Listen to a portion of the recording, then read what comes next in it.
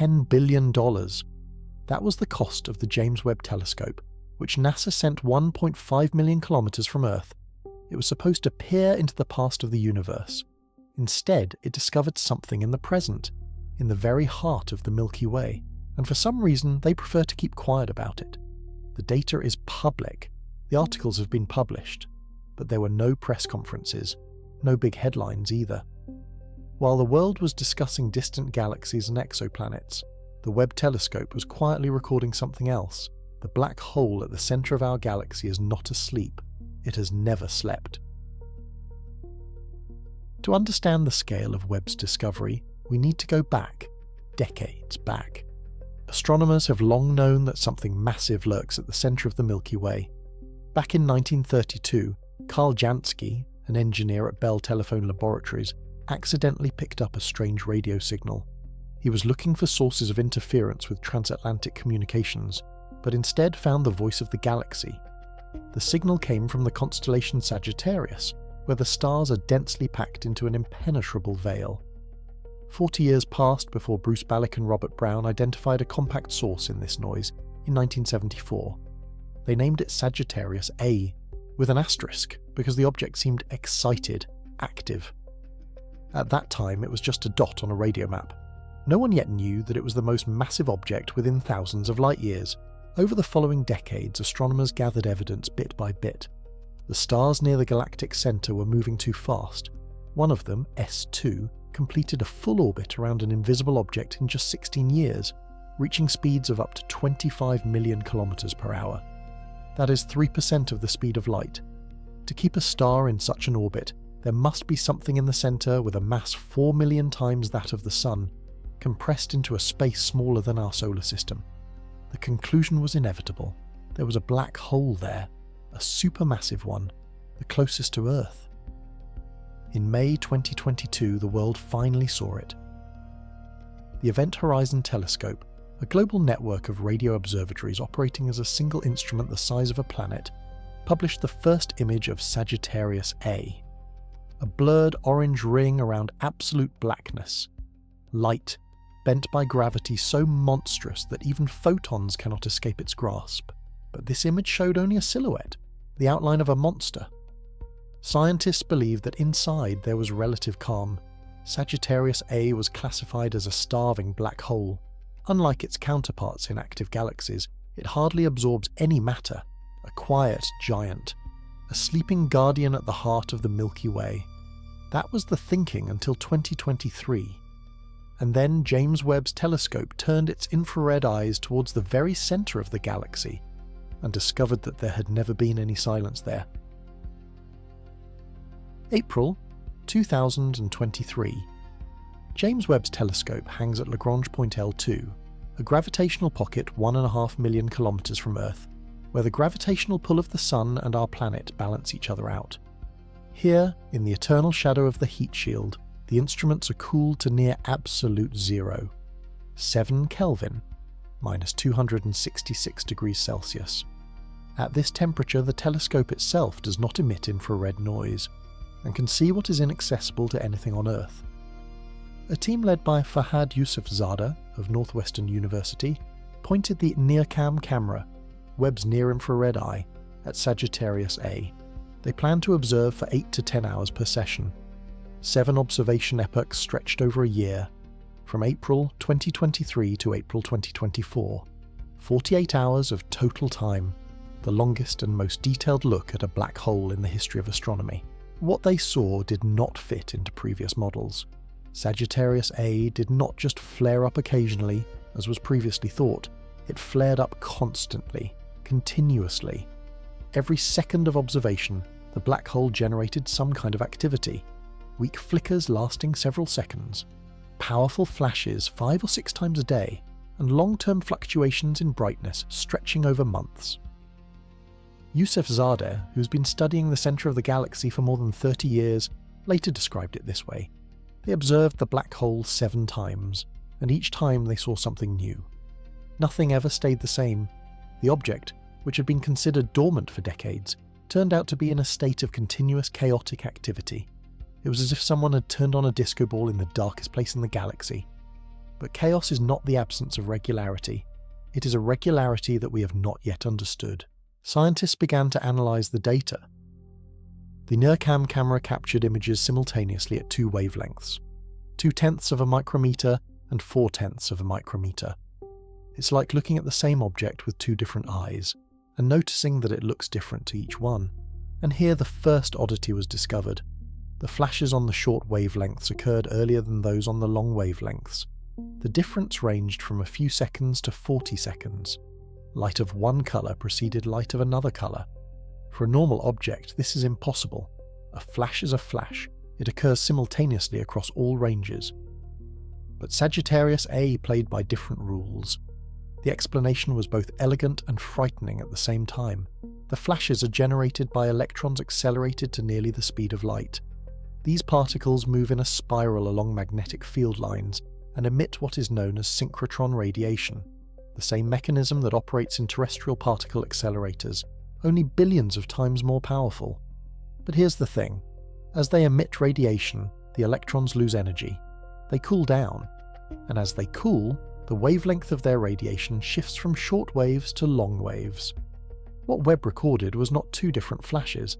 It was the same flash observed at different moments of its cooling.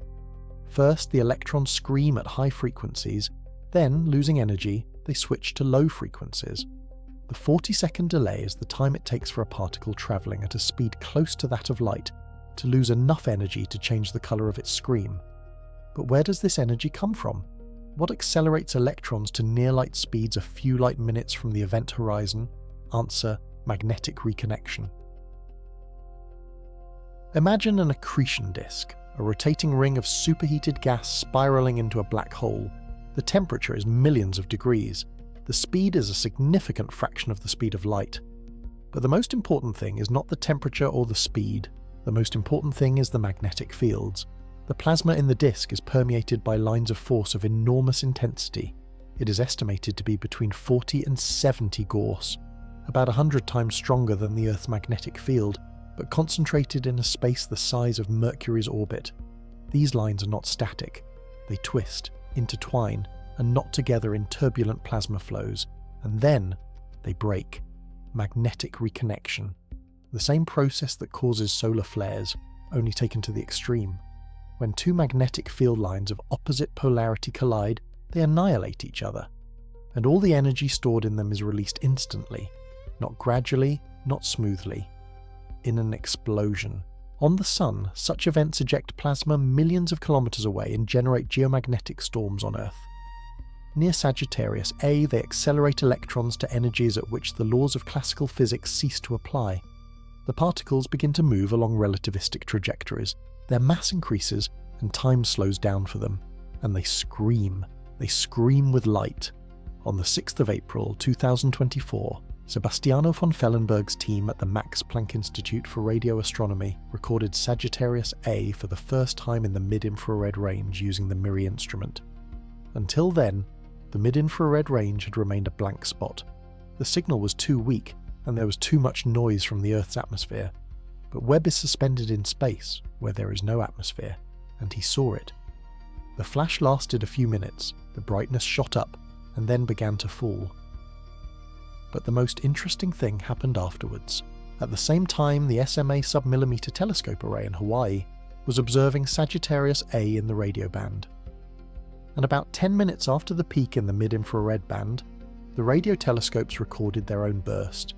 The same electrons, the same flash, but now cooled down and shifted to radio frequencies. For the first time in history, scientists traced the entire life cycle of a black hole flash, from its birth in an infrared scream to its fading into a radio whisper. Von Fellenberg later noted that the mid-infrared range filled a gaping hole in the spectrum of Sagittarius A. Now they know that flares occur there too. This is significant because radioactivity looks completely different. There are no pronounced peaks, only slow waves.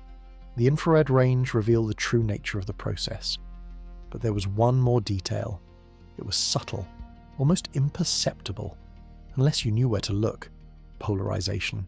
During the flare, the light from Sagittarius A was polarized. Its electromagnetic waves did not oscillate randomly, but in a specific plane. and this plane rotated. It spun clockwise, describing a characteristic loop on the Stokes diagram. Astrophysicists call this a QU loop, and it means only one thing. The source of radiation is moving.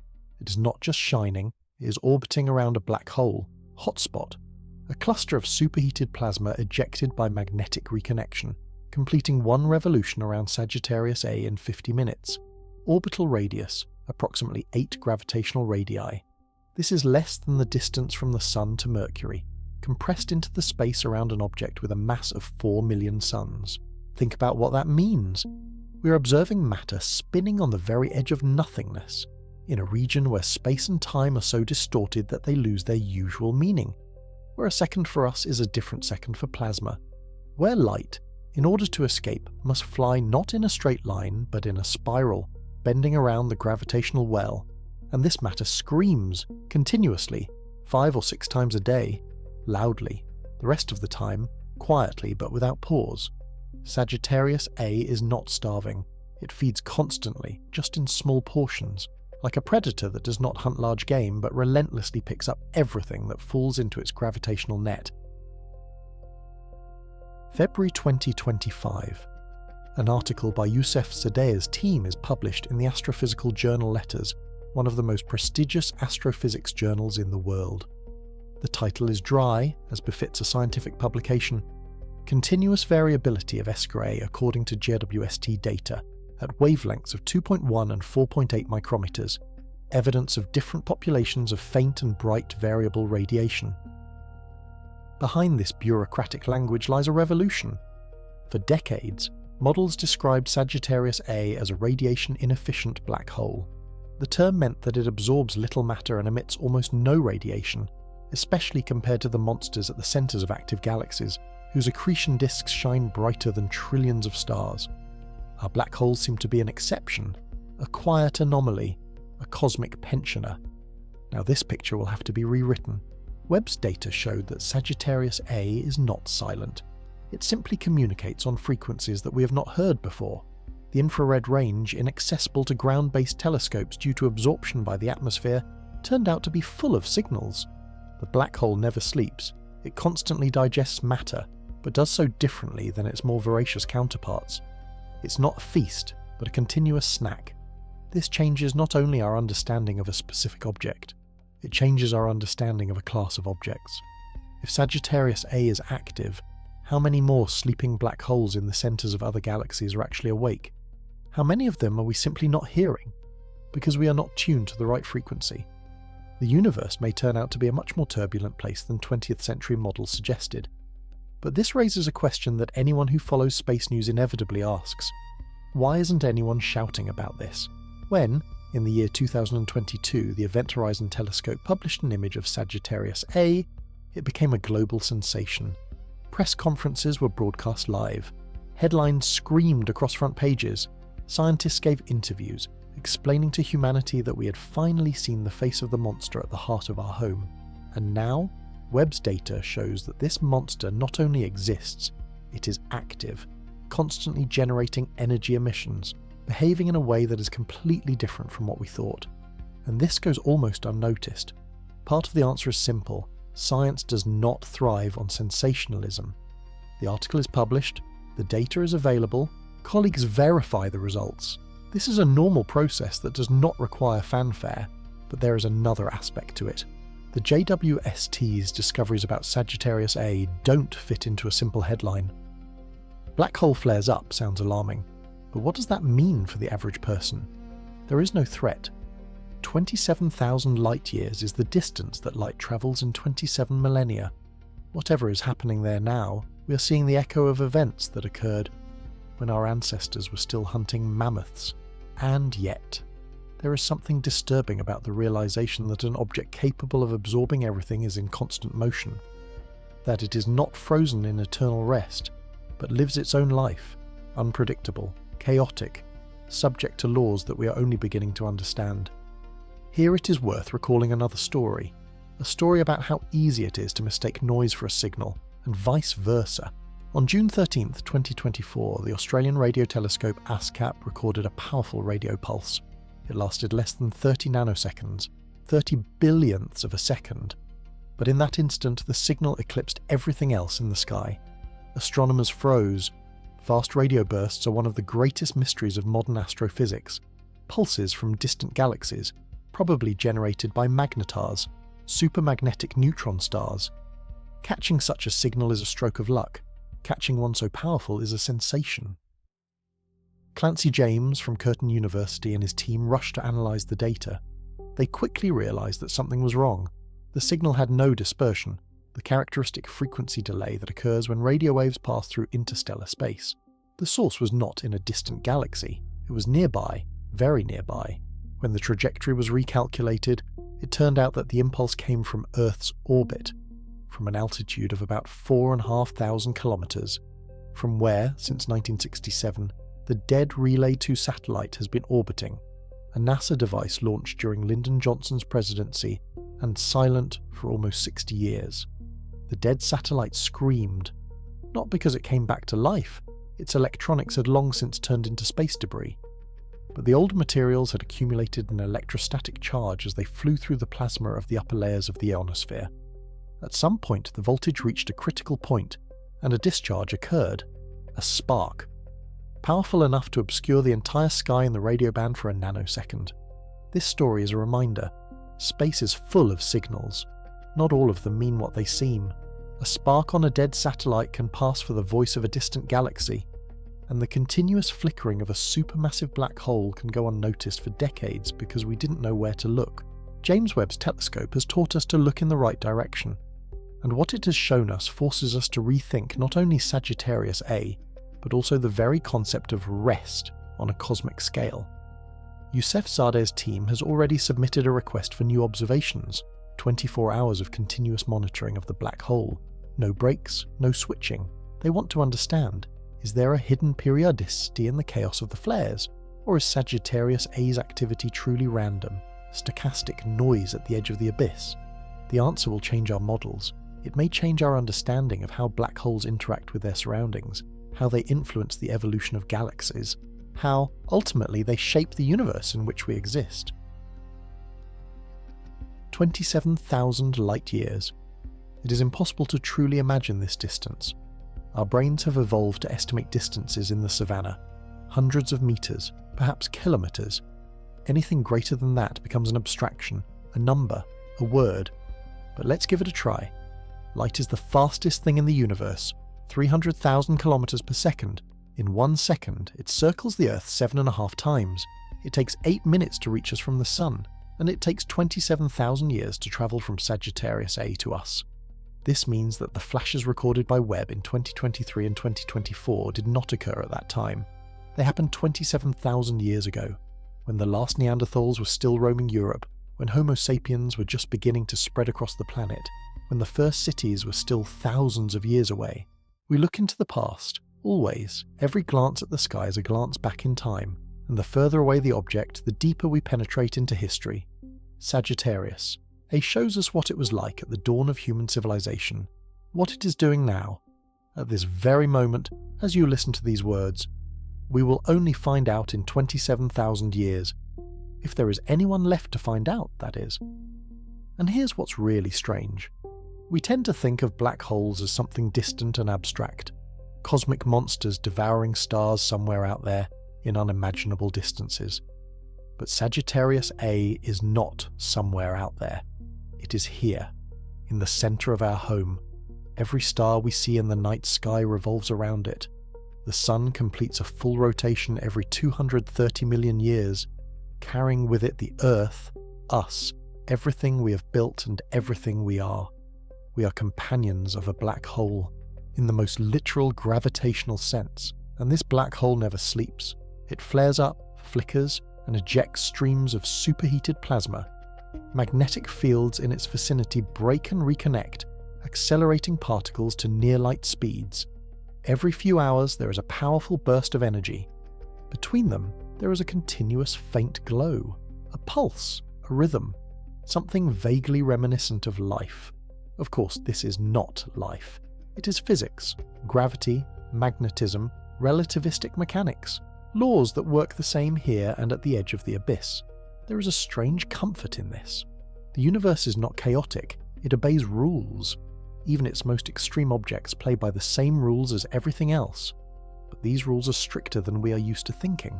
Space is not hostile, it is indifferent. It does not care whether we exist or not. The black hole at the centre of the galaxy is not hunting us, it simply exists. It does what black holes do. It absorbs, emits, exists. 27,000 light-years is enough to keep us safe. But it's not enough to forget that we live in the vicinity of a monster. James Webb's telescope reminded us of this.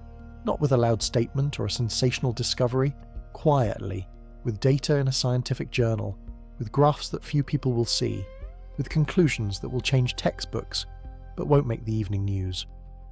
Perhaps that is how it should be. Science rarely shouts. It works. It accumulates knowledge, refines models, moves forward.